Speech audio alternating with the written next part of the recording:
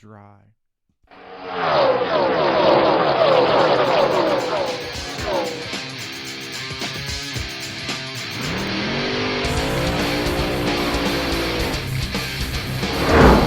You're tuned into the show that informs, improves, and inspires racers everywhere.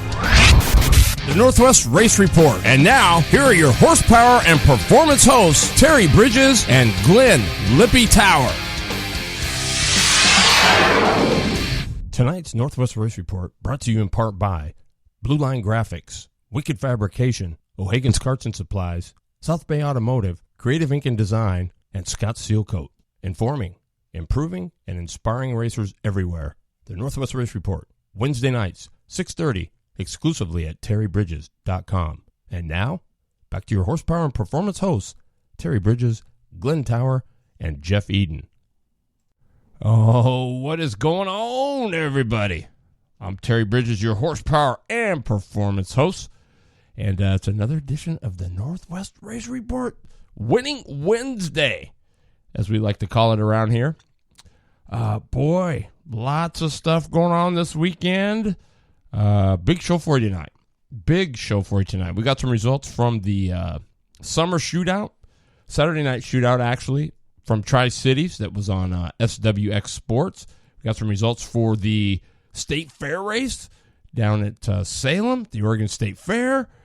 Just got some cool stuff for you. Got some great guests on the show tonight. We've got 3 of them, actually, so we're going to be kind of crazy here in the studio. But our first guest will be Craig Chiesa, the president of the Tri-Cities Kart Club. He'll be talking to us a little bit about what he thought went on Saturday night and how it went. Our second guest will be Ohio Valley UAS regional champ Joe Warning, winning his first championship. So we're going to talk to him about what that's like and what it means for his confidence going into the Grand Nationals here in about, 10, 12 days. So, and then our third and final guest, Bailey Jean Sucich, who has been far and away a female phenom up at Deming, and she's just been doing all kinds of great things, running 2, 3, 4 classes, getting picked up by Oregon Outlaw. Just some exciting stuff. So we're going to be talking to her about her plans and how she thinks her season's going. So we got a lot of cool stuff for you tonight. A lot, so we're going to have to hurry. But I just want to introduce the 2 best co-hosts you could ever have, Mr. Glenn Lippy Tower. What's up, Lippy? It's all good in the hood. And Mr. Jeff, the Loader Eden. One load at a time. One load at a time, baby. How are you guys doing? It's a little tired today. It's kind of a long week. I don't know. The rain kind of does it to me. Yeah. You know, I almost forgot. And we also have, this is championship night here on the Northwest Race Report. We have this is the final night of the Burris Northwest Race Report Summer Chat Series. So we're going to be crowning a champion. Lippy's over there crunching some numbers, so he's going to be busy. But we'll let you know by the end of the show. We're going to look and see who came in where P1. Let's see here. It is, man, this guy is tough. Can anybody beat Watkins? He is a tough one. Consistent. Matt Strebe in the second spot. Third is Jason Sucich. Fourth, he's been kind of in a slump lately. Old Blue Line Graphics, Brian Esquini in the 4th spot. Scott he got Keeney him last fifth. week. He did? Yep. All right. Which Brent time? Meyer made it. Good deal. So, good stuff. So Good to see Scott, too. Yeah, we got some great Blue Line Graphic guests tonight. So, looking forward to that. So we better get busy because we got you got tons of results, don't you, Jeffrey? We got some good ones, yes. What, you got anything, Lip? Are you gonna just be crunching numbers? I'm barren today. You're barren? Yeah, I don't have nothing. Does that mean empty? Yeah. Okay, well that's cool. We got enough to cover you. So, Jeff, what do you say? We should get into some results? Let's do it.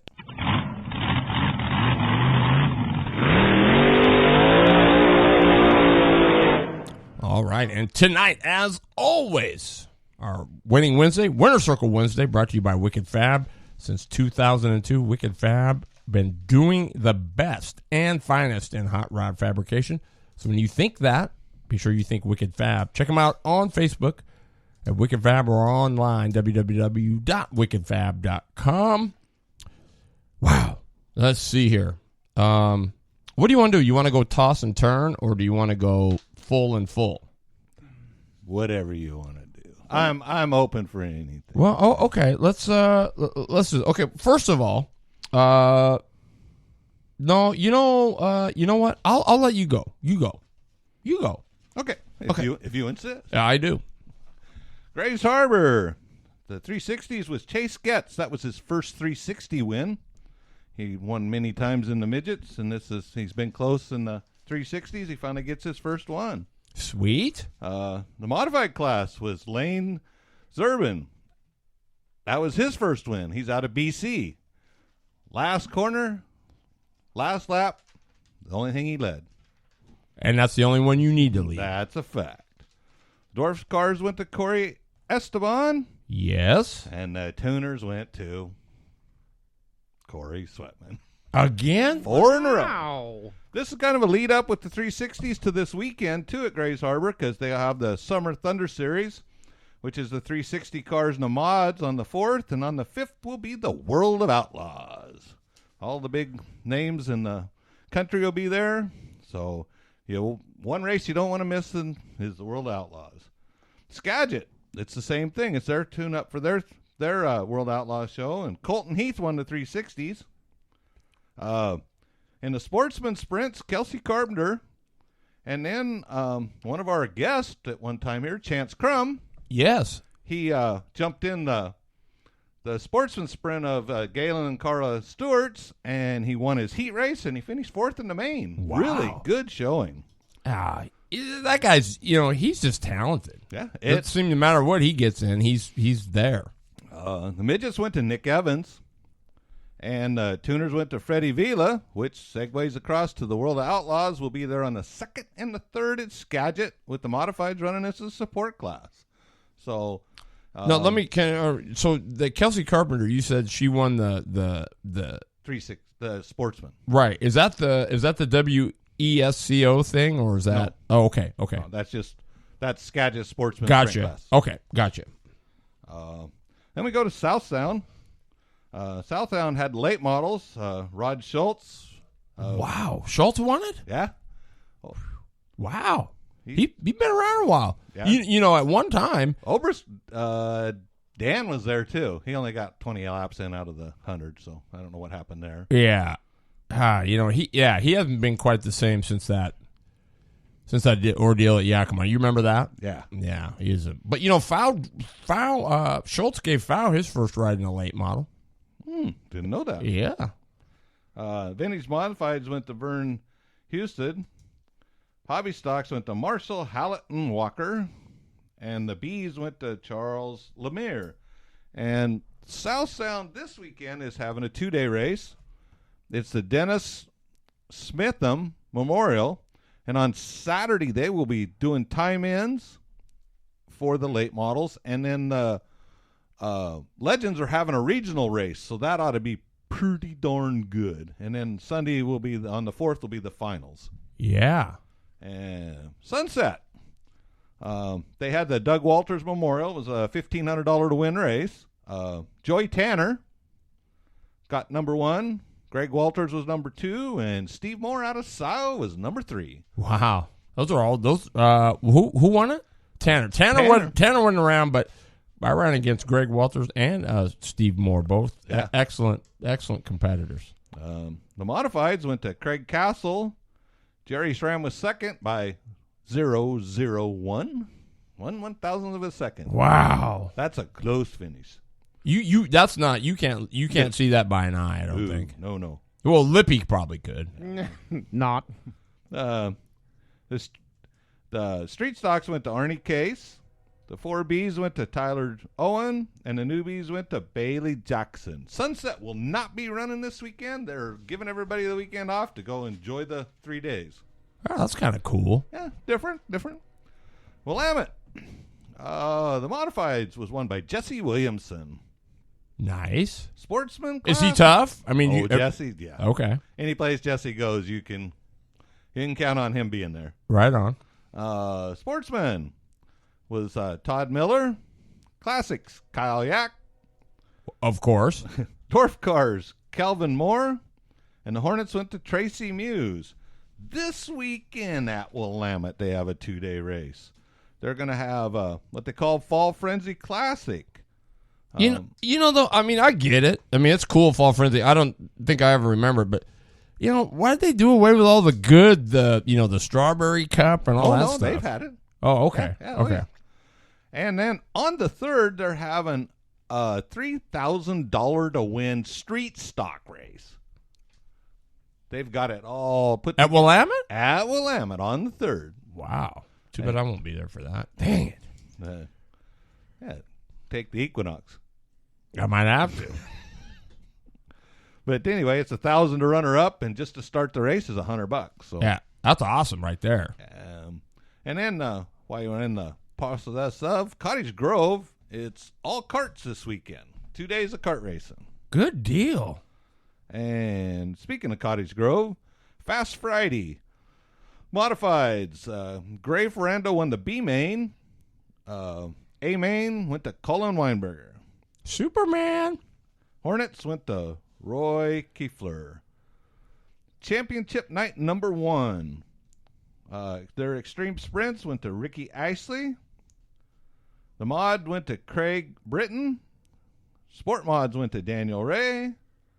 Street stocks went to Aaron Langdon. And the Hornets went to Josh Corley.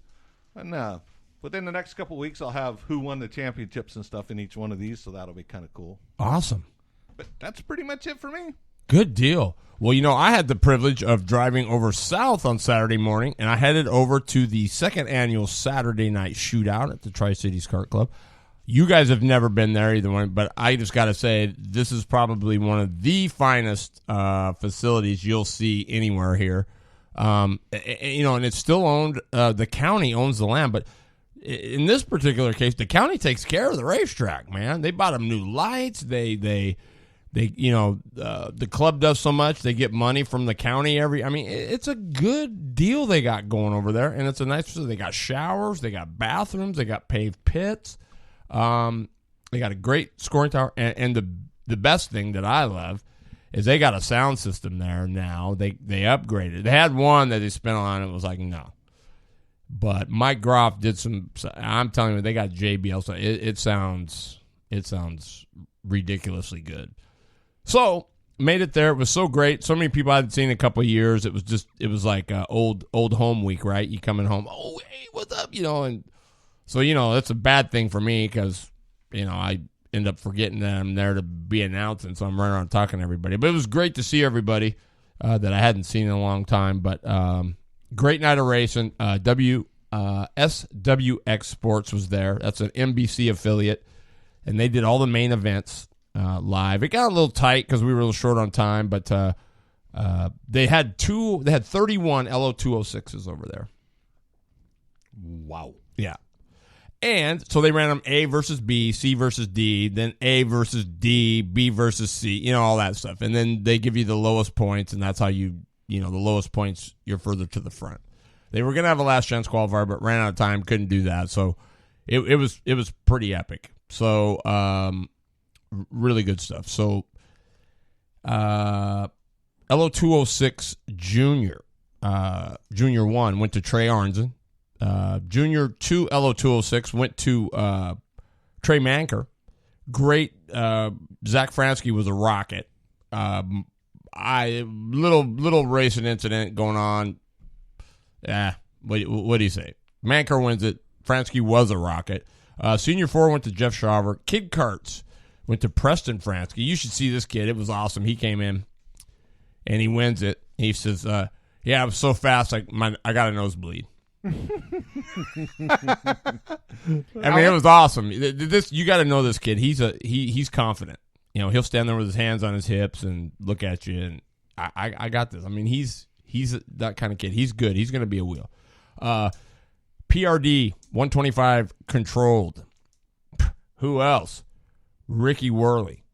He was strong. Rotex Jr., one of the big supporters of our show, Seth Apple. So cool to see him win. Mini Max went to Garrett Pointer. let's see here. LO206 Masters went to a guy I'd never met. I just met him on Facebook here and there. Derek Biddle. And he did this dude was flying. He was hooked up. And then they had Kenny Wade there, who is a mini stock driver, runs the Outlaw Mini Stock Series. They had BJ Tidrick there. There was some good. It was really good. So, let's see here. Rotax Senior went to Chris Mann. He's so silky smooth. Shifters, no contest. Kyle Wick, just. What do you say about the kid? He's just there.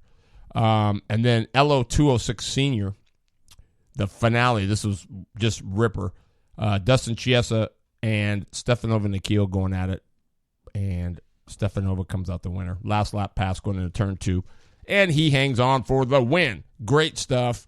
I bailed out of there, went all the way to Salem, and for the state fair race. Not a bad turnout. I wish the indoor was in that facility because it's got the stadium seats. It's like movie theaters, right? So it was really cool. They went up and practiced. They got a couple practice sessions, whatever. So that it was really cool. Let's see here. I'm trying to see. So they had 5-horse intermediate. They had the Predators. They had 125cc cage carts, and then the 500s. So let's see here. Cole Patrick won the first heat. Zach Massey won the second heat in that 5-horse intermediate. Brianna Fuller won the heat race. Let's see here. Predators. Corey Markham was there. Brandon Finch was there. Mike Michelson was there. Nate Culver, Brandon Day, Julie Day. That was one heat. Second heat, Corey Markham won that. Kyler Culver won it. Matt Finch was there. Carissa Derrick, Jake Gibson, Justin Day, Pete Abbott, and Brandon Riesing. I haven't seen Brandon in a long time. So there was 14 Predators there, which was great. Really, really good. And then Finch wins the main for the Predators. Culver was second. 125s went to the heats. Went to Fonfara won one. Alex Reich won one. And then Miles Massey won the main event. But here's the cool thing. They picked 4 kids out of the audience. So we went and we picked a boy, girl. And they came out and they did the coin toss to see whether heads was a full invert, tails, it was a straight up. So the only one that was a straight up was the 500s. So Casey Starr came out smelling like a rose there. So Miles Massey won the 125, and then the open cage cart went to Casey Starr. But just to let you know that it wasn't easy, Duke Johnson was there, Brody Sim was there, Scotty Fox was there, Devin Patterson, Christian Osborne, Matt Enos, the Boogeyman, Bradley Pompey was there, Kersey Ferrando. It was not like it was just nothing. So, and it went off good. So Casey Starr won it, Christian Osborne second, Duke Johnson third.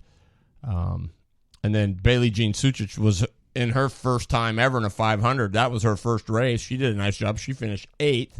So big shout out to everybody who helped make it happen. Next weekend, I guess they're having a demolition derby, and the KT and the LO206 guys are going to be there. So unfortunately, I won't. And the flat track bikes. So stay tuned, you guys. Sucich is going to have some updates for you.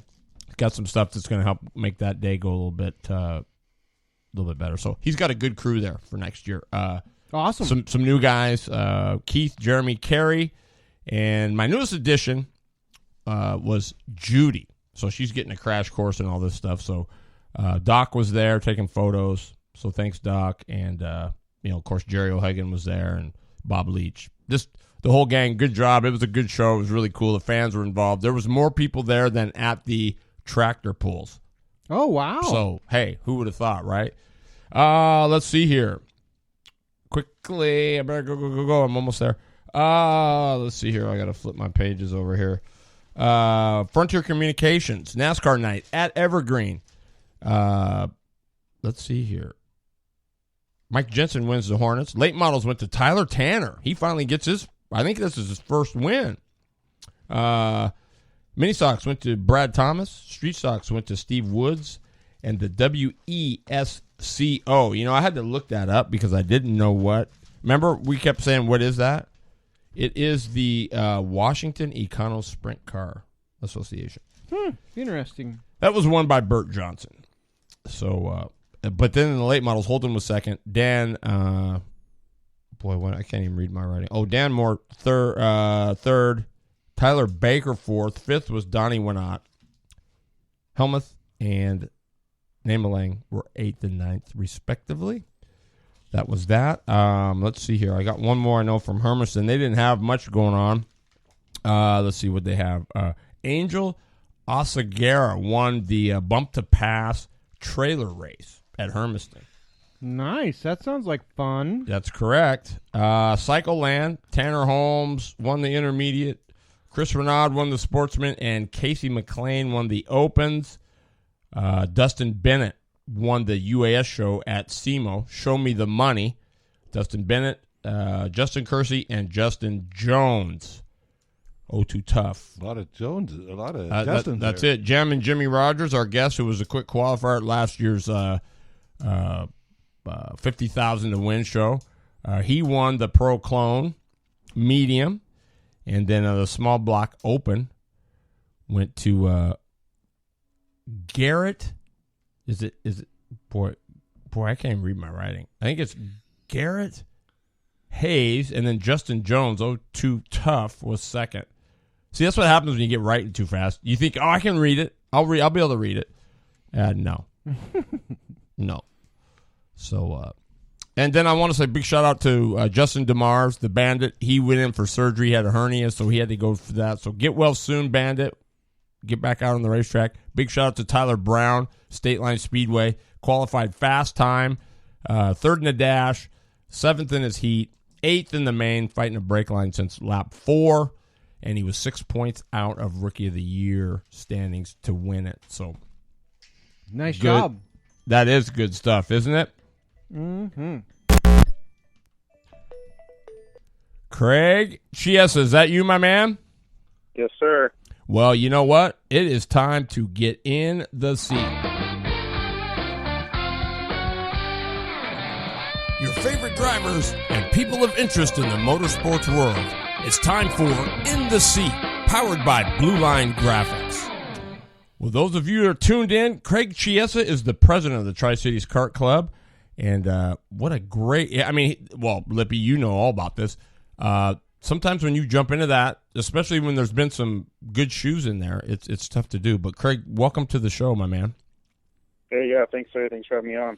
Well, Saturday was pretty epic. It was, what was the total number for the turnout? I heard 130, but I don't know if that was accurate or not. Yeah, we were close to the mid-teens. I think 113, 114 was our final count. We were hoping for the 130 mark, but missed it by just a little bit. Yeah. So, but it was pretty epic night. Yeah, for sure. Lippy, would you take 113 entries? Yeah, for sure. Any day. Probably any day, huh? Yeah. So tell us. Give us your thoughts about how you thought it went and all that good stuff. Yeah, I thought it went real well overall. We got some good feedback. Seemed like everybody was having fun. The race grew since last year, which was our goal. We're well in our second year having the event, so we're trying to make it bigger and better every year. So we accomplished that. Like I said, throughout the pits, I think everybody was having a good time. We changed up the format a little bit, ran slightly different format. You kind of talked about that with the 206s and that, and splitting them up into heats and managing the cart count. So we're pleased with how that went, and probably try to improve on that a little bit next year. Any feedback on that? Did everybody like that format, or? Yeah, we'll probably hang with that with definitely with the 206 senior class, and then maybe try to implement that a little bit more throughout. I think everybody liked that multiple heat format and not qualifying, but we'll probably maybe try to seed all the starts of the heats a little bit instead of just doing the P-pick. Right. Lippy, you got something? Just to make it fun, make it different, something, that we don't do every weekend, and some for, everybody to come over for. And, it's a special race for us, and, no points involved or anything. It's just all about a shootout, more like, cup style, unlimited. Shootouts are always good. So is the 206 class the biggest one you have, class size-wise? Yeah, that was by far the biggest class we had there. We expected that to be the biggest class. Club level as well as, it's also our biggest class there. So we knew we'd have the draw for that one.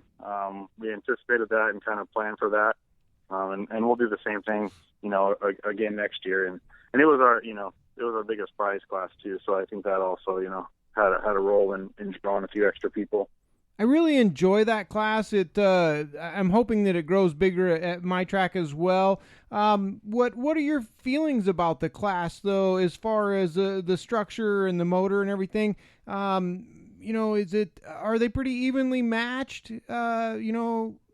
Time-wise and that stuff, or do you have some people that are just naturally out in front of the others?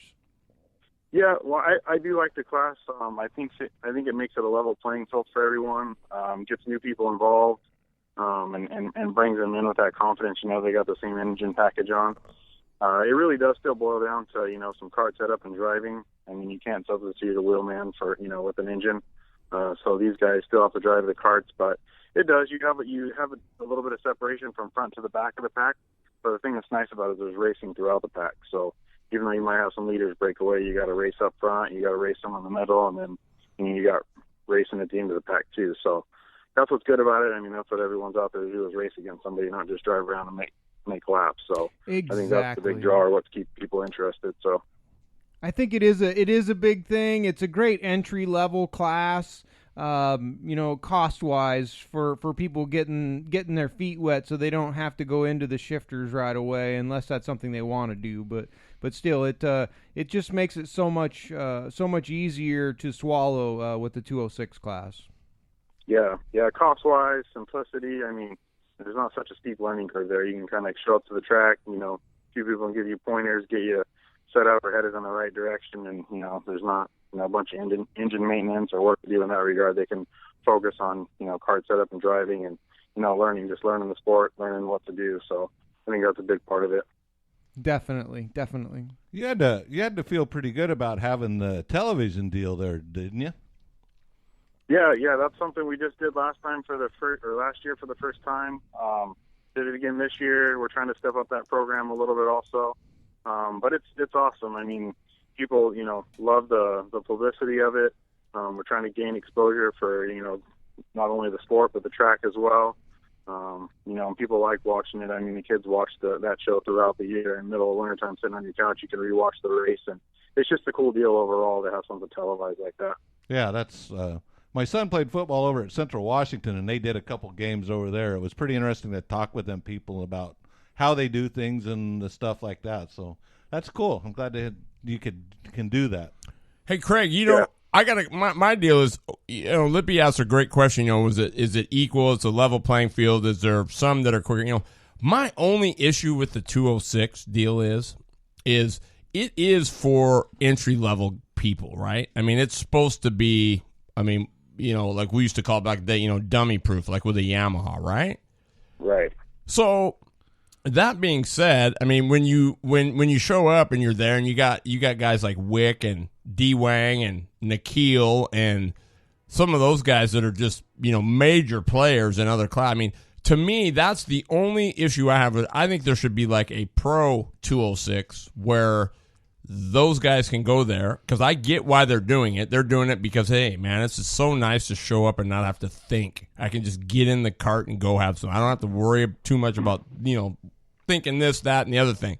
I get it, but when the new guy comes in there, he's still probably not going to stand a chance running against Nikhil and Dustin Chiesa and guys like that are pretty savvy and pretty experienced. What do you think? Right, yeah, I hear what you're saying there, and I think that's, across all facets of sports. I mean, you look at what goes on with the Sprint Cup guys coming down to Nationwide. Same kind of deal there. It is tough for those guys coming in, but they also know, what they're competing against or, where they need to get to, So, I mean, to be the best, you got to race against the best. I mean, that's the old adage, right? So there's that side of the coin as well, for those guys coming in, racing against that level of competition. You're probably not going to win right away. It may take you a little bit to run up front, but once you do, it's all that much more rewarding when it happens, right?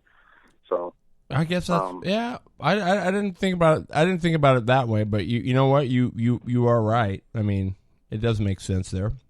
So yeah, I mean, there might be a point in the game to where there is, some type of a novice class or something, to where when you run until you win, or definitely if you win a points championship or finish in the top X or whatever, there might be something like that would be beneficial to do, to give these guys a chance to get that taste of victory, and just kind of keep them driving, keep them interested, That was my thought right there, but not so much the the trying to beat them, but yeah, that was just it. Trying to keep, even if it's just for 1 year, right? They're racing against guys of their same caliber, and they can kind of go, "Oh, hey, I'm the big gun," and whatnot. But hey, I get it. Not a big deal. That's cool. And whichever way, it's going to work out. But what are your thoughts about next year, and what do you got coming up, and what do you got for the club, and all that good stuff?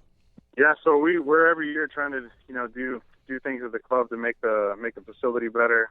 We're definitely doing this event next year. Like I said, this is our second year at it. Next year is going to be bigger and better than this. We learned a few things throughout this one. We'll get the date set early, make sure we're doing the best we can as far as schedule conflicts. And just kind of get it out there to drivers. The more people that come, the more people are going to want to come.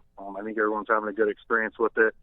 Like I said, as far as club goes, we got plans to do more with our pit area and just upgrade the facility a little bit. We try to do a few things every year just to keep it one of the nicest places in the Northwest. That's our goal. And it is for sure. So if I brought over a whole bunch of dirt guys, would you have a dirt LO206 where guys would be like left turn only carts and all that stuff? I might be able to bring a bunch of dirt guys over there if they had a dirt 206, right, where all those guys could go. Because you wouldn't want them with the asphalt guys, I'll tell you that. Right, yeah, and we'd have to have a facility to do it, right? So no, I mean on the asphalt. They would come on the asphalt, but it'd be for most of them, it'd probably be their first time. So. Oh, there you go. Just split them up and have them their own. Yeah, their own class. Dirt LO206. Yeah, that would be kind of cool, wouldn't it? That might be a cool idea. Yeah, we can work on something like that. Yeah, we're always open to try new things. I mean, this year we had the supermoto bikes there, just kind of an exhibition deal, just to open it up, let some new guys or newer guys come to our track, and then let, other guys, experience that, or, see what it's all about. So, that's we're cool. definitely open to trying things at TCKC. That's for sure. Absolutely, man. Well, Craig, I mean, we could go on and on and on and on. I got a couple other guests, and I know you're a busy guy, but we're gonna get back, and I'm gonna get you on my other show where we can sit down and really see what how Craig Chiesa ticks. Would that be okay? Would you be willing to do that? Yeah, I'd be willing to come back on the show for sure. Yeah, anytime. Right on, man. Right on. Well, I thank you for being on. We'll look forward to talking to you here, very, very soon. Yeah, all right, Terry. Thanks for having me on, and for everyone that came over this weekend, we sure appreciate it, and look forward to seeing everyone again next year. Absolutely. Thanks, Craig. All right, guys. You have a good night. He is a good guy. Definitely. Craig Chiesa is. He works hard. I mean, his brother was super fast. I mean, it was, you got to come. Wouldn't that be cool? Dirt guys just get all those guys. So first time, they don't have to worry about running against the asphalt. They just go out there and they want to squid and bang and maybe a little bit. But what are your thoughts? Well, it'd be tough on a right turn cart turning left, but I guess we could try it out, or a left turn cart going right, or however. But there's what direction you run. But you know what? There's left turns there. There's more rights, but still, Wayne Felch did it at Pat's Acres quite a bit. Huh? Interesting. I mean, it'd just be for fun anyway. So yeah, definitely. Glen Tower on the pole, baby. I don't know about that.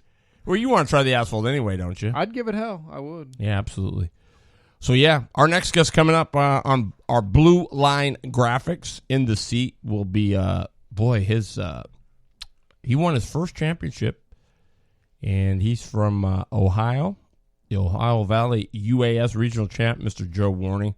He's probably listening to the show, finding out what's what, so we'll give him a minute here to get tuned in. And then coming up at, we might be a little over, but we're going to be a little bit over. But our third guest is going to be Bailey Jean Sucich, so we got a lot of stuff to go. So while we're waiting, here we go. Joe, is that you, my man? Yes, sir. Dude, how are you? Doing pretty good. How you doing, Terry? I'm doing really good, man. You know, I saw the post on Facebook that you won it, but you win the title. This is your first UAS title, is it not? Yes. It's actually my first title in anything. Dude, are you? Oh, you're at the racetrack now, aren't you? No, I'm just kidding. No, just sitting at home. Wow. Well, this is Joe Warning, everybody. Those of you just tuning in. You know, tell us a little bit about Joe Warning. I mean, how long have you been doing this? I've been doing this for 15 years. I started when I was 9 years old, back in 2002. Wow. And is it tough having your dad as a crew chief? Sometimes, just because he's my dad, and I try to do what I can to make him proud out there. Absolutely. Do you ever tell him, "No, Dad, we're not doing that"? Yeah, we have a couple times. Yep. So you've been doing it since 2002, is that right? Yes, sir. Wow. So you've been at it a while. Did you ever run the Yamaha stuff? Was it always the big stuff, or have you been down the 100cc stuff and all that stuff? Well, actually, I started in the kid classes, and just over the years, I progressively moved up into bigger engines. And do you like the big stuff you're on now? Oh yeah, I wouldn't go back. I wouldn't go back for anything. You know, I was getting burnt out on the stock classes, and I just wanted to do something a little bit faster. Absolutely. Lip, you got something? Yeah, I'm curious to know what your power plant is. What are you running for a motor? It's a Honda 450. Honda 450, nice. Any mods done to it, or is it pretty much stock? It's actually, we made it a direct drive, and we actually put a belt drive on it this year. So by doing that, it's easier on our clutch, chain, and rear axle gear. So by direct drive, do you mean you removed the internal gears, or? Yeah, we took the transmission out, so really it only has one gear on it, so I don't have to shift on the racetrack. Right. That's awesome. That definitely makes it a little bit more user friendly. That's for sure. What chassis are you running on? I run a 2008 Phantom Icon. Oh, Phantom, really nice. Not a lot of those out there in the open class. I'm always glad to hear somebody that's got something a little bit different out there, giving it a try. So that's nice to hear. So what are your aspirations, Joe? Are you wanting to go late model racing, or you want to get into sprint cars, or where does Joe want to go? Well, if I ever get the funds, I like to go late model racing, but you know how it is, and things are just ridiculously expensive, and I would need probably some serious sponsorship just even to get one. Right. Well, you know, if you made your dad work more than 2 days a week, you probably have some good sponsorship there. So, heck, I mean, is that dirt or pavement you want to go late modeling? I want to stick to the dirt. That's where my passion is. Sure. Boy, so that first title, were you pretty stoked? Or your dad said he says, shoot, I think I'm happier than Joe is. Yeah, I was pretty happy, you know, because like I said, that's my first championship in anything, and pretty much I've been second in local points multiple times, and I've been I got second in the national points one time, so it's finally good just to get a championship in something, because I've been second a ton of other times. Yeah, I think that's something that people don't realize, that, I mean, you know, racers are always expected to be good losers and stuff too. That's what everybody says. But boy, when you win that title, it's just kind of like, it's just confirmation for all that hard work that you put in. Right, yeah, it is. So how does this affect how you go into the Nationals? I mean, are your feelings different than they were last year? Are you thinking, man, I might have a shot at this? Or, of course, you always thought you had a shot, but does it give you a bigger shot in the arm? It definitely makes you feel good, you know, coming off of back-to-back wins, especially going into the biggest race of the year. It's a big confidence booster going into that race. And now your dad says you guys have a 305 as well, correct, motor? Yes. Now is that just a 250 punched out, or? It makes about 38 horsepower. It's about half the horsepower my 450 makes, so it gets the job done when we break it out. But did it start out as a 250 or what is it? It started out as a 10 horse motor. So it's like a Briggs style. It's a 305. They have a 3-inch bore, I believe. Oh, okay. So it's a 4-stroke. Yeah, it's a 4-stroke. It's a Briggs on steroids, basically. So cool. They're fun You motors. can say that again. Yeah. Now, do you run the stud girdles and all that? You got it all plated, or do you have to do that on that?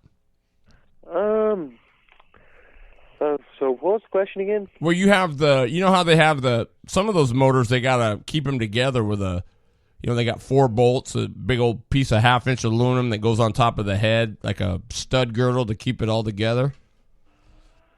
Let's see here. No? Yeah, I think. Oh, No, it does have that? I know, just some of those big 4-strokes, they got to, to keep it so when it blows up, it stays together. So a lot of the stars and stuff run that, but the newer style Briggs is like he has with the overhead valves and everything. They don't need that as much. They need a crank support. That's the biggest thing with those, and I'm sure he probably has that. Otherwise, it wouldn't last very long.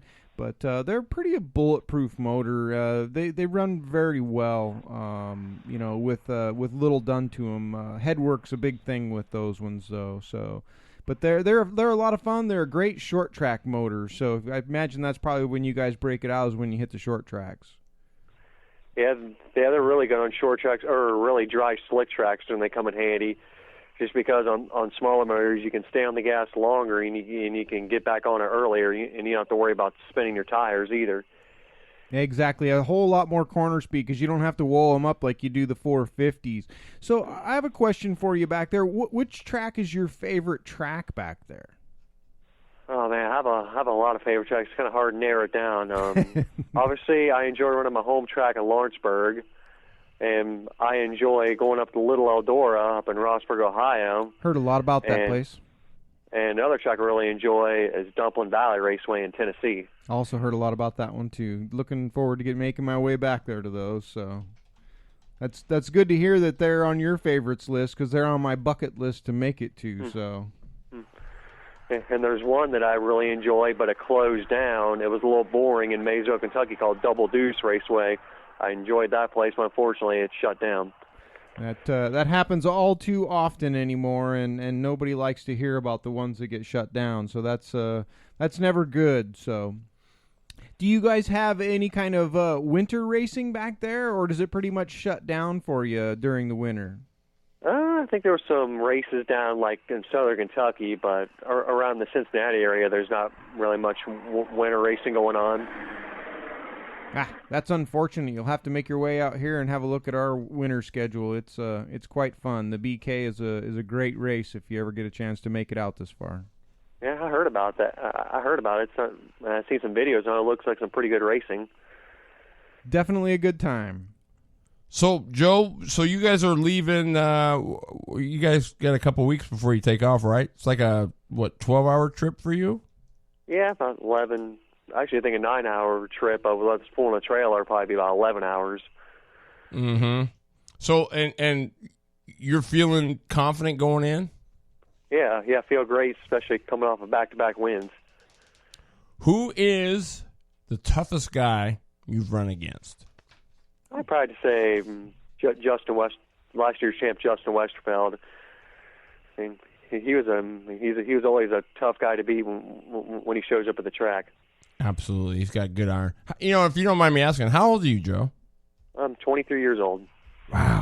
Wow, nice. A pup. Yeah, a mere pup. He's got a lot of years left in him. Yeah, we'll be hearing a lot of good stuff from him. Well, hey, Joe, I appreciate you coming on the show. I just, man, when you win your first championship, man, you gotta get on a lot of shows because that's how the big guys do it on TV, right? They're on Good Morning America and this show and that show. So we wanted to extend our congratulations to you here at the Northwest Race Report. And I mean, your dad's a phenomenal guy, big supporter of the show, so we appreciate him a lot. But we'll be rooting for you at the Nationals, man. So go get him.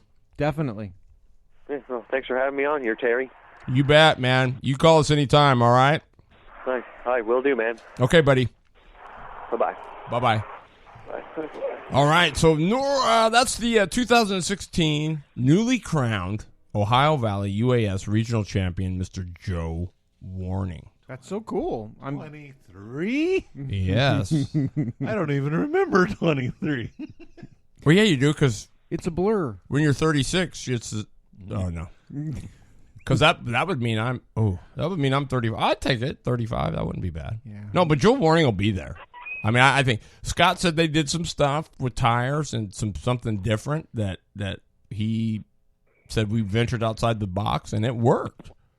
That's awesome. You always like it when they venture outside of the box and it works. I know that worked for Daniel Watkins in the sportsman class. You know, he's been struggling with Daniel's car and couldn't get it lap times to move on it. He was trying everything, and finally, just out of the blue, he threw different tires at it that he would have never thought, and wow, it just woke that thing up, and he gave Rusty a run for his money in the sportsman class. I was so glad to see that. They've put a lot of money and time into that setup, and I was really glad to see it come around finally, and I knew there was a lot of power in there, so Yeah, it worked well.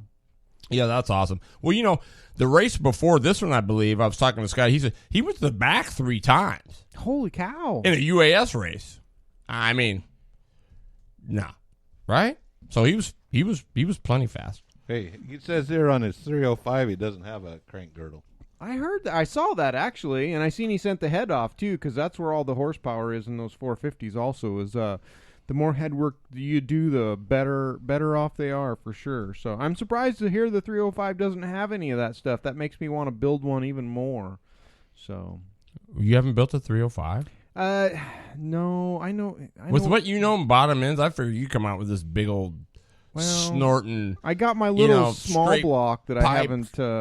I haven't worked all the way through yet. I didn't get a chance to run it at all this summer. I'm going to bring it down to Salem this winter and try and trash it down there. But I know where there's a 305 up here that's just sitting in the barn, so it's on my bucket list to try and get and finish that motor because I think it would be fun in the UAS class. I really do. It would give everybody a run for their money because the 450s have to let off so much on the approach and they can't get on it until past apex. And with those little Briggs motors like that, you can just almost stay on it the whole time, and you would really give those guys a handful. Mm-hmm. They would have to work really hard. Well, I heard you have been replaced as a driver by Ed Flatt. Yeah, I spent all day working on Ed Flatt's motor, so hopefully he can pick it back up. All right, our third and final Blue Line Graphics in the seat guest. Wow, she is a female phenom. Bailey Jean Sucich. How are you, Bailey Jean? Good. How are you? Good. I must say, you know, that little interview we had at the fair on Sunday, you did quite well in front of all those people. Thank you. Have you been practicing, or are you just naturally a ham?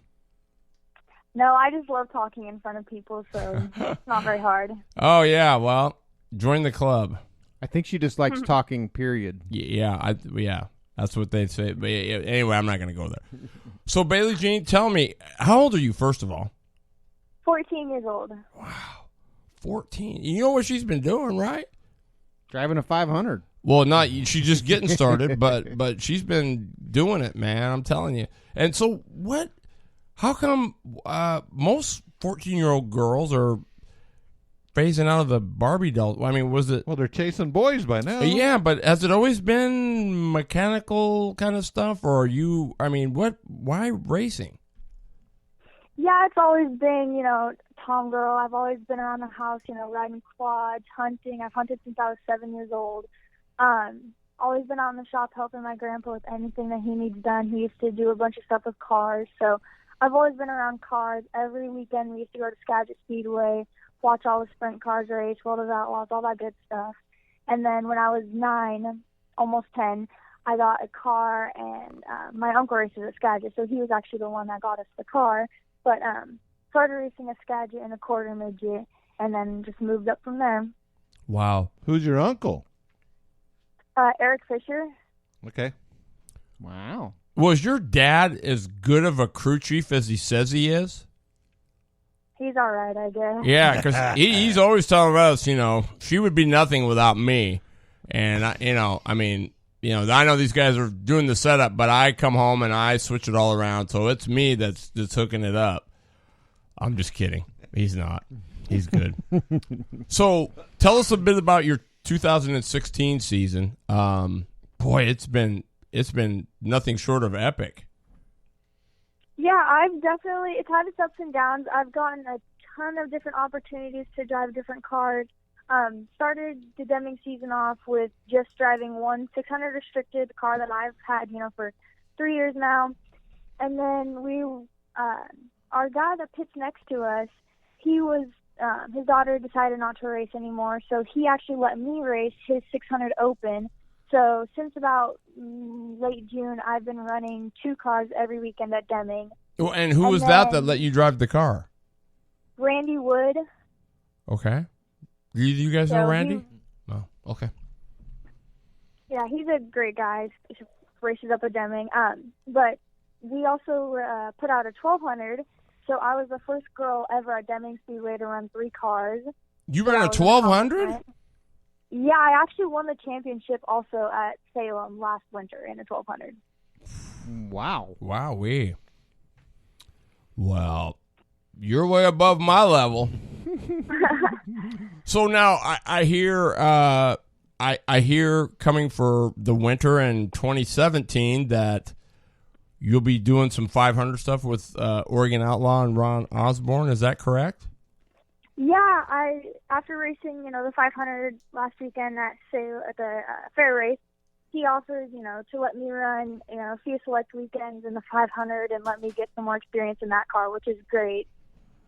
And your answer to that was? Of course.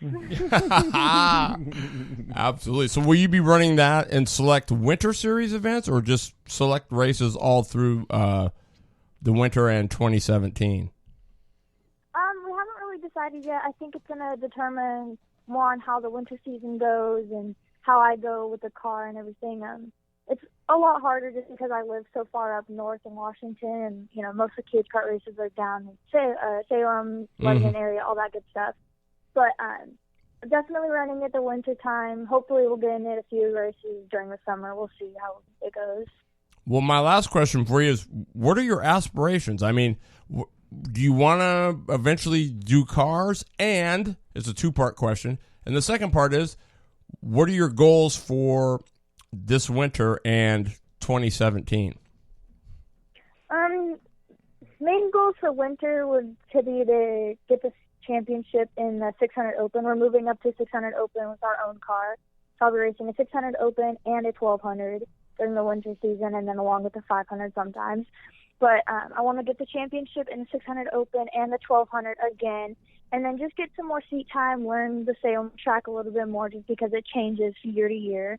And then 2017, again, learn Deming Speedway, all of its secrets, because that track is not easy to run, tight track with that many cars. And then I want to try and win Clay Cup 2017 in a 1200 this year. Wow, that's awesome. Those are some lofty goals, but you know what? You got to set them high. I mean, that's the only way you're going to get them. And so do you aspire to go to big cars or? Yeah, I want to travel with the World of Outlaws, make it to NASCAR, anywhere I can get with the help of everybody. I would love to get up in their levels. Wow. I love that.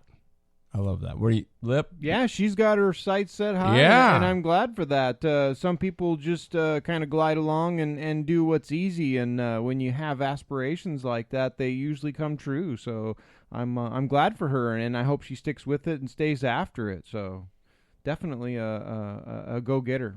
Yeah, for sure. Well, Bailey Jean, I can tell you this much, and Ron Osborne, if you're listening, you better hang on to this girl, because she's going to be doing some big stuff. So, but you know what I like most about you, Bailey Jean, is you're just down to earth and you get it, right? I mean, I think that's the most important thing.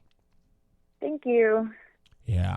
Well, I appreciate you being on the show. I appreciate you. We're going to have you on more. I've got a new show that we're going to be getting more in depth with the drivers and stuff. So we're definitely going to have you on for that because, I mean, shoot, being a female in a male's world, so to speak, it must not be super easy.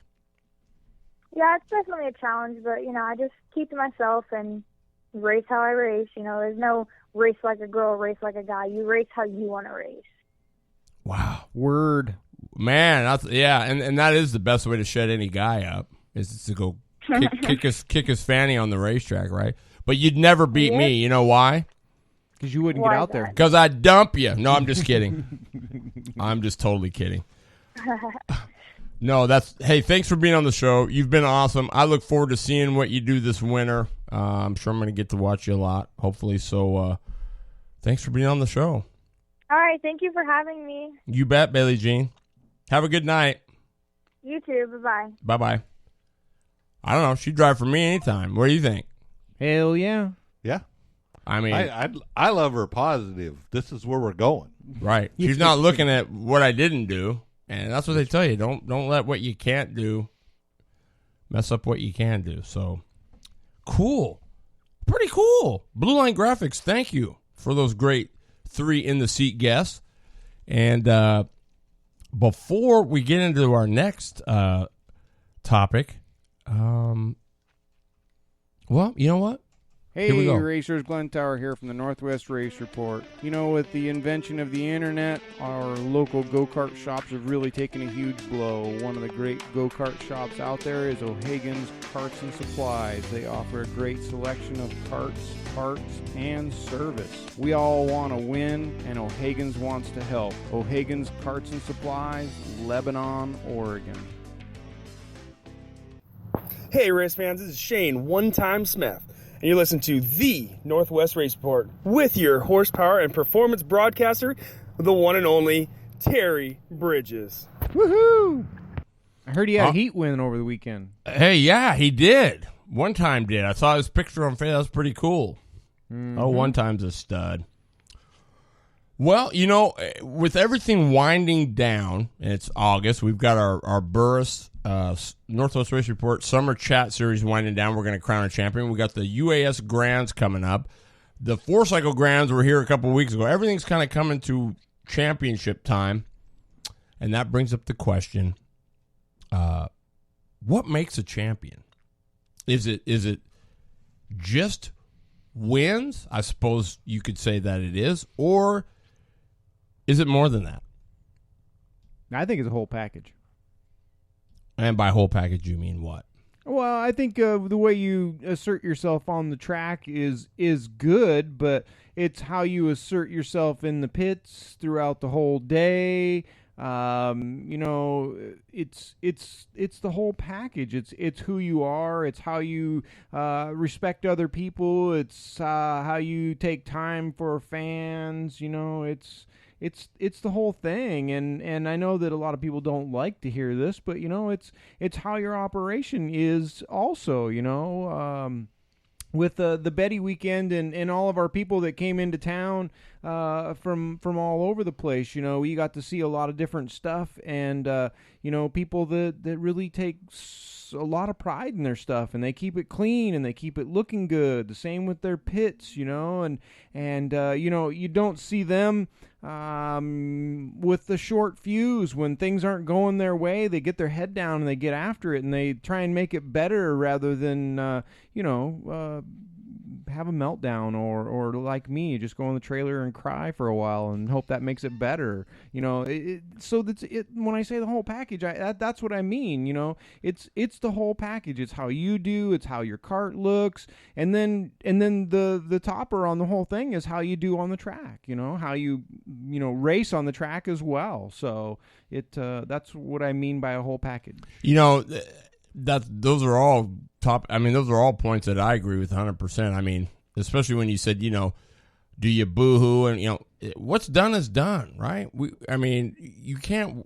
We've got to worry about what we need to do to fix it. We're off, we're bad, whatever it is. You can't change it. So what do we do to hook it up? You know, and Stephen Chase, when he was up here at the Boop, talked to him a little bit, and, you know, he said, and it was killer. You know, he said, you know, you can pass and you can bump and nudge, and there's times where you use little tricks of the trade, but I mean, for the most part, anybody can plow their way by. Yep. That doesn't take any talent. Anybody out there can do it. Anybody that doesn't even know what they're doing can do it. He says, but it does take something to be able to say, okay, I cannot get by this person, and I need to set them up and get by without actually touching them, right? And that's what he bases his whole a lot of his program or his driving on is that those words right there. And I think that's one of the biggest things too that makes a champ, right? I mean, you can win the title, but if everybody's going, yeah, but he plowed his way there. I just think I don't know. That's your legacy, I guess. Yeah, I've watched it time and time again. I call it rooting. They get underneath you and they root you out of your line and take the spot. They don't set you up. They don't look for the spot. They don't look for your weakness. They just move you. They not necessarily crash you. They just move you. And I know that's racing, and I know that there's nothing you can do about that, whether you're in the cart or an official. Because it is part of racing, but it is very discouraging to a lot of people for that to happen. You're holding your line, you got the right line, you got the groove, corner speed, everything else, but you get rooted out of your spot, and it's discouraging. And what do you do about it? And I like his approach at it. It takes a little bit more work and a little bit more time, and you don't always end up first when you do it that way. But I think you gain a whole lot more respect, and that's one thing from talking to some of the people from Oregon, like Corey Markham and Justin Beard and those guys down there. They'll race you the way you race them. So if you're clean with them, they're going to be clean with you, and that's what happened with Beard up here. He settled for second because he wasn't going to take the guy out in front of him to get the number one spot. And to me, that I gain a lot of respect for him for that, and I will race him the same way because of that. It's just there's too many people that do take the low road instead of the high road. Well, you just said it, and the biggest deal is part of being a champion is knowing your equipment, knowing the situation. It's like when you referee, they always say time and score, right? You're not gonna, if somebody's 50 down, you're probably not gonna call the same foul you're gonna call on the team that's 50 down that you would if it was a 1-point ball game, right? You're just not gonna do that. You're not gonna add insult to injury, but. You hear all the time, oh, they block. Man, they're just a gosh darn blocker. Well, you know what? I get that to a point, but blocker or no blocker, their job is to hang on to their position cleanly and the right way, and your job is to get by them. So don't bitch that they're a blocker. Figure out how to get by them. Yeah, look for their weakness. Right. I mean, as long as they're doing their thing and they're doing it right, it's your job to get by. And I don't know. I just think with this going down, you're right. It is the whole package. And I think it's often overlooked when you are a champ, right? I mean, being a champ's a big deal. I don't care if you're not getting any money or not. I mean, UAS or just a club level thing, things are expected more of you now, And I just think that we fail we forget to see that a lot of times, and you can't just act how you want. You can't just act on your instant feelings. You've got to remember, hey, man, I'm the defending champ of this. I mean, I can't be acting a fool out here and causing all kinds of grief and everything else. So, yeah, my opinion, Jeff, you've been awful quiet over there. Are you agreeing, or are you going, these guys are full of... Where have they been? Lost their marbles. No, I agree. Well, how about in drag cars? I mean, it's the same. I mean, obviously you're not racing where you can bump and nudge and all that, but is it the same thing? How do you race dirty in drag racing anyway? There's ways. Yeah, I mean, you go down and you don't dial your car, exactly what it'll run. You go down and anchor the brakes, and I've seen a lot of stuff. Shenanigans on the tree where you wait to go in, or you go in real early before they even get in. There's a lot of things. But isn't that being a vet? Isn't that? Well, that's just you mess with their head at that point in time. But it's still, ideally, you both go in together. You both run your cars as hard as they can. Then may the best man win. May the best man win. That's what I say. So why are we dialing? But that's a whole other topic. Yeah. Have you ever seen somebody turn right? Oh. So say you're in the left lane. Have you seen anybody turn right and say, "Oh no, you're not going"? I've seen a few turn right, but it wasn't because they wanted to. Yeah, broken axle sends you into the wall real fast and Right. real hard. Mm-hmm. Yeah. It Seen doesn't that. really matter what you're in. Basketball, football, car racing, whatever. Being a champ requires you to do some more special things than shall we say, the normal person, I guess. I mean, just more is expected of you, right? I don't think we got enough time for me to explode on that one. No. But, I mean... No, I mean, the incident that happened this last week with said football player refusing to acknowledge the national anthem and the flag. Yeah. Very disappointing. Very this disappointing. man makes millions of dollars. And there's ways to go about it. But he has drawn the ire of so many people. The San Francisco police have said they're not going to supply security for the football games. Yeah. See, so that just boils down, I guess, in a nutshell, so we're not beating a dead horse. There's a lot of championships coming down to the wire. You got the UAS Grands. You've got a lot of things. Just remember, guys, you're representing something. Whether it's yourself, your club, your region, whatever it is. Class. Yeah. And it doesn't, there's nothing wrong with, you want to beat the guy, but man, be sincerely happy for the guy when he wins it, right? I mean, you would want that if you won it. So, try to give what you would expect if you won it. You don't need a bunch of excuses. Yeah, well, my motor, hey, doesn't matter. You weren't the guy this week, or you weren't the guy this year. So just remember that going to the championship events, wherever you're going, and this doesn't even really matter if you're going to be a champion or not. I just think as a participant and a racer, you want to carry yourself in a fashion that's going to make you a champion, whether you're one or not. But it's just like in any other instance like that, too, because you carry yourself properly. You get to a spot at the track. You're in a tough spot. You need help. Your people are going to come and help you. You don't act right. You act like a butthead or whatever else you want to call it. They're not exactly going to come running over to give you a hand.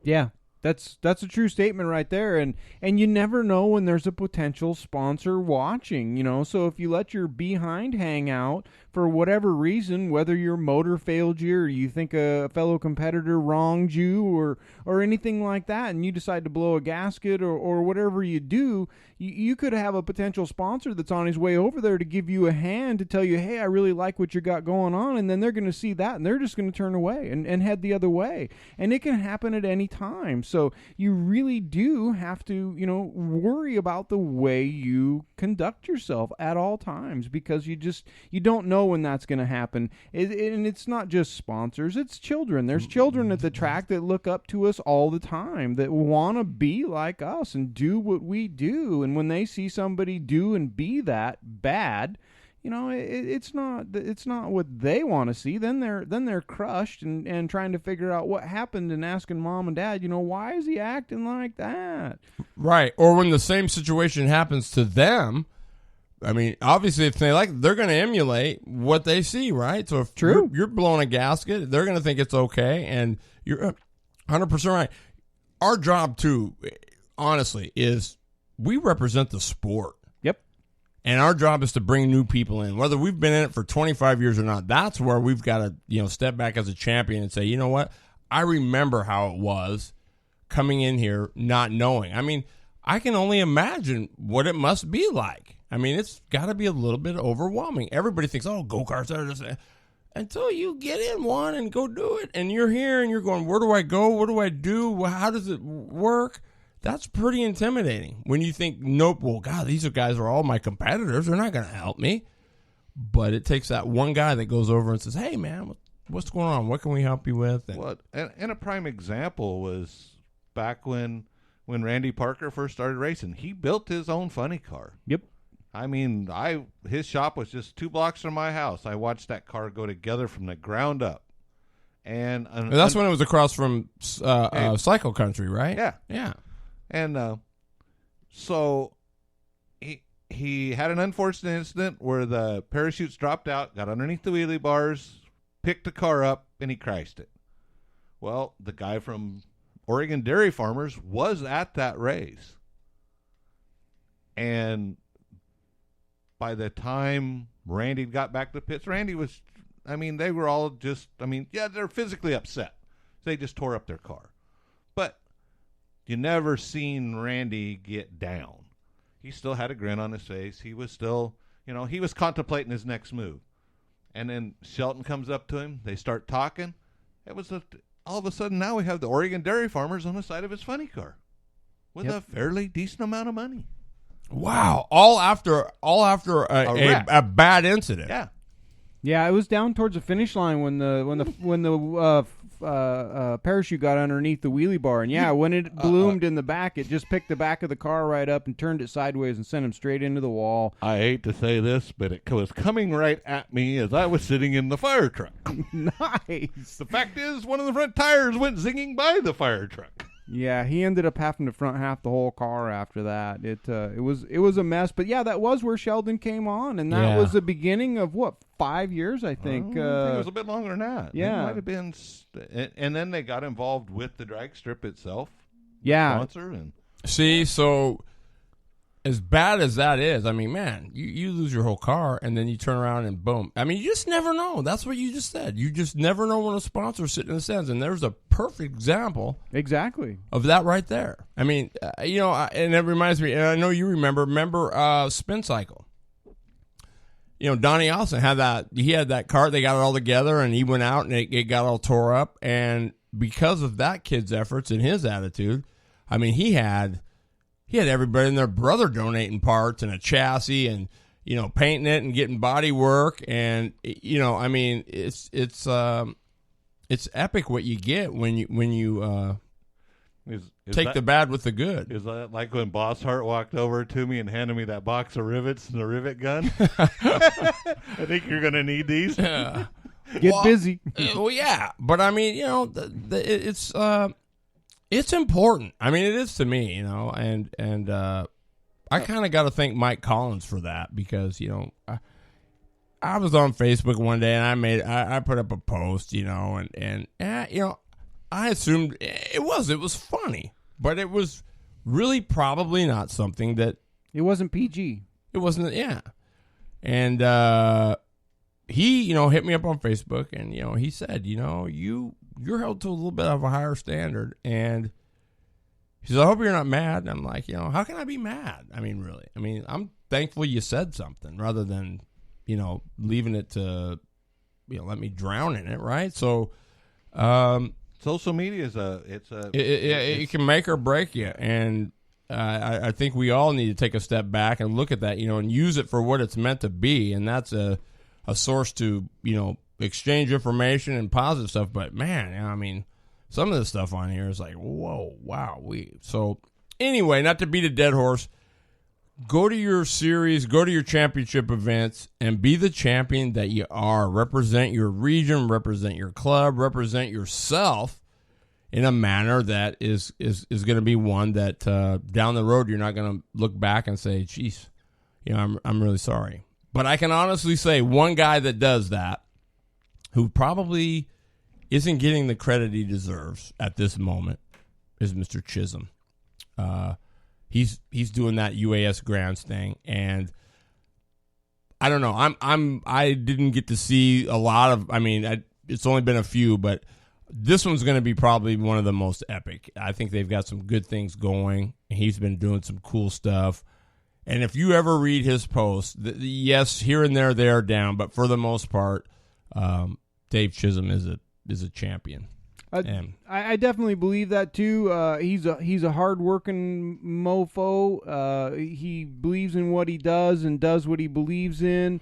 But in his position, in our position, meaning a race promoter, race director, or person that puts the stuff on, you have good and bad days, and it's really easy to let the bad ones, drag you down and not make you want to do it. And sometimes you have to vent a little bit and to just get it off your chest, or a lot of times to make a change. When we get out there and we vent, it gets to the right people, and it makes things change a lot of times. There was some doom and gloom that I put out a while back about not being able to finish up our season because I lost some scoring help. I didn't have our electronic scoring system had crashed. I couldn't get it back up. But I got to say that I put it up asking for help, and I got a ton of it. And it's just really taken the pressure off of me and allowed me to get the Betty Boop weekend done and off and a good event. People stepped up from all over the place to fill positions that really, really, really helped out. I mean, sometimes it just needs to be said. People need to know about it, and they step up and they answer the challenge. So I'm thankful for all those people that made it all happen and all those people that stepped up and continue to step up. It's not just one race that they did. It's, several. So, Well, do you think they stepped up because you're a jerk? No, that's probably why they stepped up, is because I'm not a jerk. Exactly. So. That's what I'm saying. But the thing of it still come down to, like, when you were saying this, it's a club. Everybody has to be involved if it's a club. Yeah, true. It can't be just one guy. That's... So in a nutshell, it doesn't matter whether you're a member of a club, a racer, a driver, a fan. You're a champion in some way, and so you need to represent yourself in that way. And so you just definitely look at all that stuff. Just all the I got word from Scott Keeney. He hasn't been around. And he's got a lot of stuff he's dealing with. Yeah, he's got a lot on his plate. Right, and he asked for some prayer, and you know what? He'll be back. But I mean, that's the kind of guy he is. So anyway, I just thought that was an important thing, closing things out as we come to the end of our seasons, getting ready for the winter. But I think that in Scott Keeney's situation, as well as a lot of others, it's he recognized the issue, and he decided to take the time to deal with it. And a lot of times us racers, it's easier to just go racing, but that's not the right thing to do. Sometimes you need to deal with what you have at hand to I don't want to say make it go away, but to take care of it. Yeah, just to deal with it. And so that's what he's done. And my hat's off to him, because a lot of times guys don't do that. They just go racing, and then the problem gets bigger and worse and bigger and worse, and then there's no coming back from it. So I respect what he's done and what he's doing, and I wish that other people would do the same thing sometimes. And I think the statement is, it's not all about you. Yes. Just sums that thing up. When you go there, you're at an event. There's hundreds of other people there, competitors, whatever you have. It's not even about you. Just like you said the other day at the fair deal, don't go there and be an ass. That's not. You're there to go race. You're there. There's going to be problems. There's going to be little this, that, and the other thing. It's going to happen anywhere you go. So be a champ. But that was one of them races that you're there to put on a show to get people interested. But that doesn't matter whether it's a fair race or the UAS Grand. That is their job, right? I mean, you're hitting it. I agree more. I couldn't agree more. I mean, you've got a different audience. Exactly. That's the cool thing. You got a different audience there. And by putting on a good show at that, we got a good chance of bringing in more spectators to our winter series, for giving those people something to do. And it was an awesome show. I got to say, the way they had it laid out was really good. I mean, bringing the kids out there into the center thing, and they got to flip the coin. I mean, some of them looked like their eyes were as big as dinner plates. But, also it was really cool. They were involved with the show, right? So they actually had somebody to cheer for. I wish that was more the case at like the Winter Series. I mean, because it's a different vibe when the spectators. I mean, you should have seen, oh boy, look at Bailey Jean, or Casey Starr going. You should have heard the crowd. I mean, they were actually. It gets you fired up to call it and everything else. I mean, it was just a neat vibe all the way around. So good stuff. The numbers were pretty killer. I mean, I shoot for what it was. I mean, heck. Great. I'm glad to hear that. Yeah. I hope this next weekend's just as big with just as good a show. So, well, I'm going to say is we should have had more fans than the tractor pulls, because tractor pulls ain't racing in my book. But I'm just saying, I'm going to open a can of worms on that one. It just depends on if you're out at Almsville, though, or you can sit in the beer garden and watch them. It ain't too bad. But it still ain't racing. Well, I guess it is. It's drag racing, I guess. Depends on how many beers you had, how much racing it is. Ooh, that's mine right there. Well, I'm just saying, take the lead off and let them go, right? I don't need no weight sliding forward. But anyway, that's, a lot of cool stuff coming up. Let's see. What's coming up? September 17th. Big one coming up at the ORV, our final race for the Cascade Karting Association. And, quickly, Lippy, I just thought of this because I don't know that we're in touch enough about this, and I don't want to make a big deal about this, but I think it's important that we need to know that it doesn't take much. And God, it just came to me. In that skirmish at the Boop, when Ronnie got hit in the back, he had his helmet on, and his head hit the wing. Right.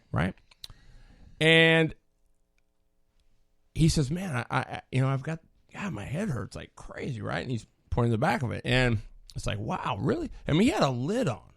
I mean, it's a lid, right? So, and then he goes out. I mean, when have you ever seen Ronnie Cox pull off after 2 laps? Right. Ever. Right? Something was wrong. And, he was like, oh, man, I'm just tired. I just need to sit down. I just need to pay attention, people. I mean, he had a lid on everything else, and he still got that. I mean, no matter how hard to hit, you think, well, man, my head had a helmet on, but still, he was hurting. He was off. He wasn't right, and he did the right thing. And I think enough people, because I know it was worrying me. I was like, dude, you need to maybe just forget it, right? No. He says, well, yeah. He says, man, I went out and I got the 41, I got the 50, I'm thinking, oh, yeah, I'm feeling good, right? But it doesn't matter, right? I mean, when you got to come in and you're not feeling right. So pay attention to that stuff. That's a safety thing that we're all wrapped up. I mean, personally, I think those, Renee wears one of those little Hans things. I don't know. I mean, I don't want to start a big mess over nothing, but I mean, that's just cheap insurance in my eyes, but maybe Kevin Bridges says tractor pulling matters too. Hey, I can't believe that guy has my last name. That's Kevin. And yes, the train just went by.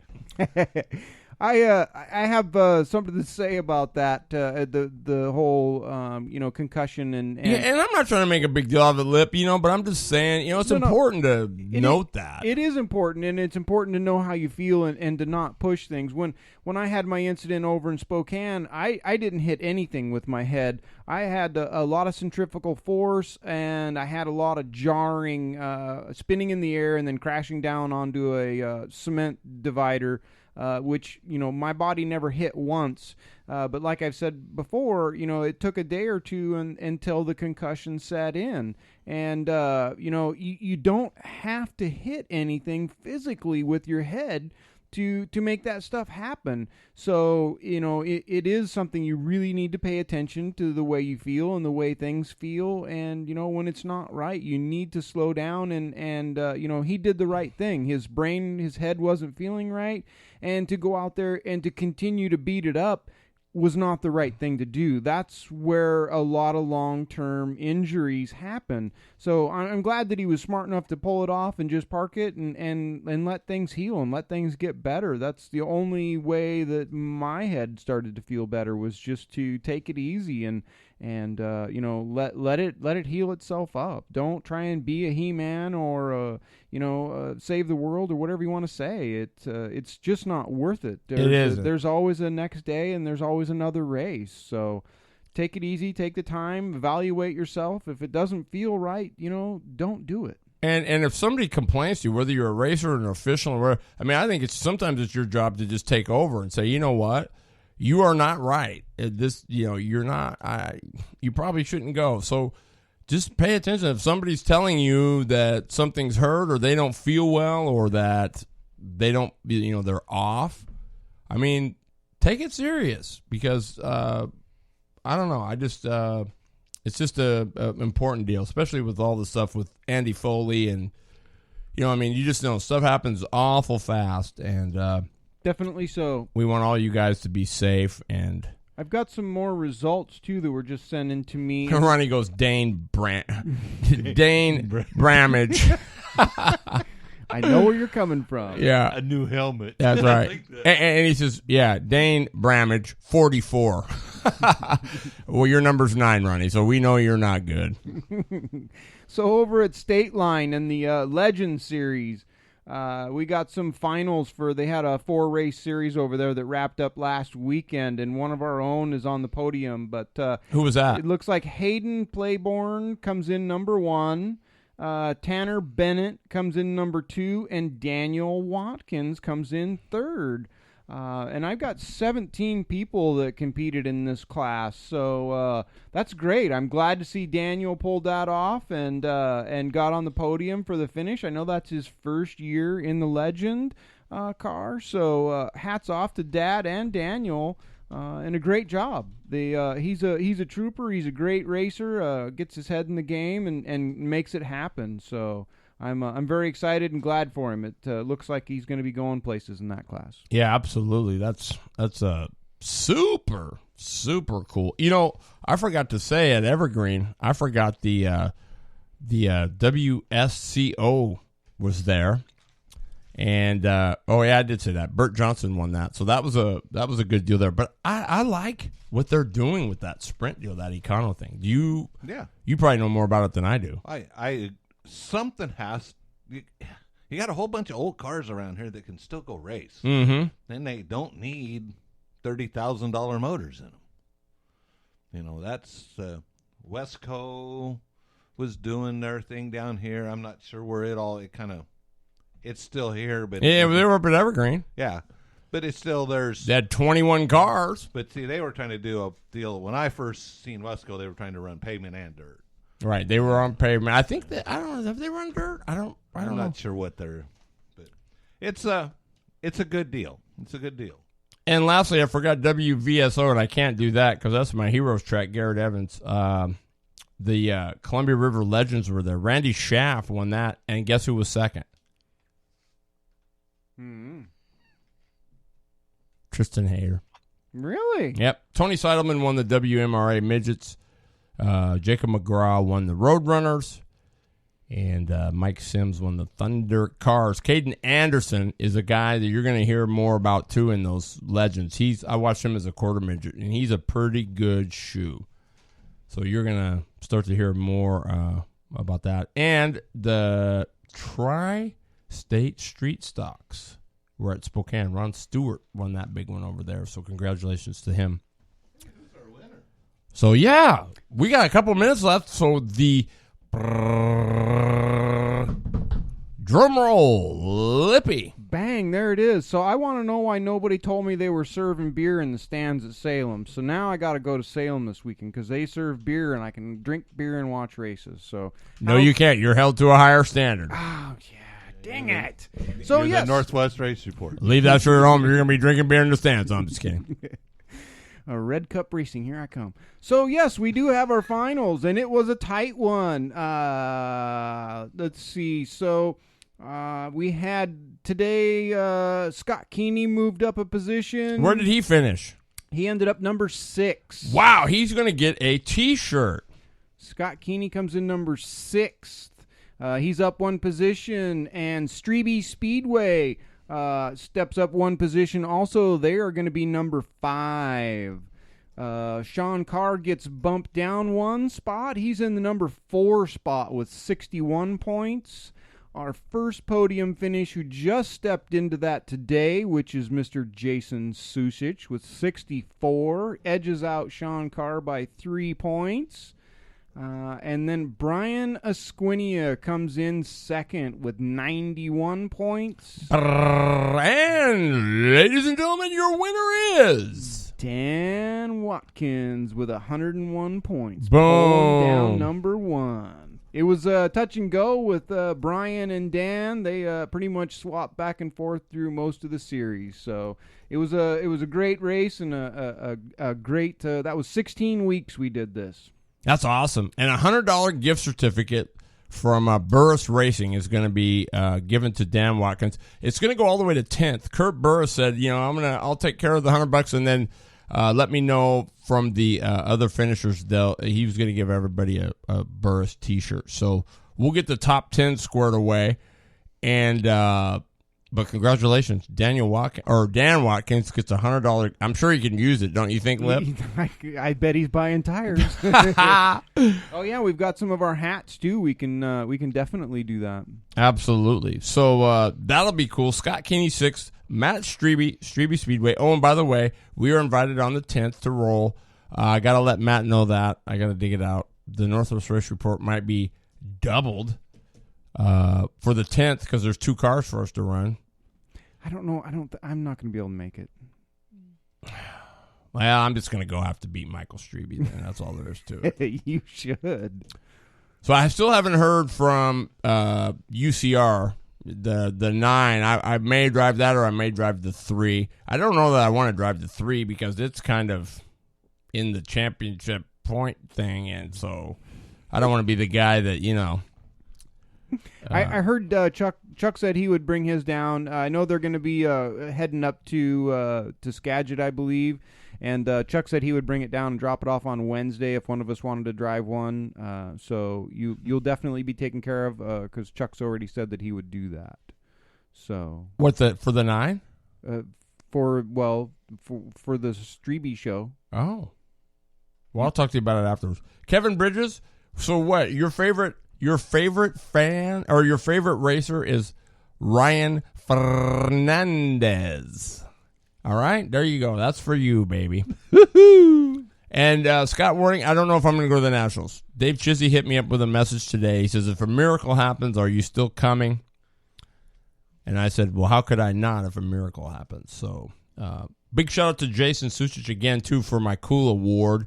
We got these cool, I wasn't there to accept it, but it was a cool Salem Indoor for 2015, 2016.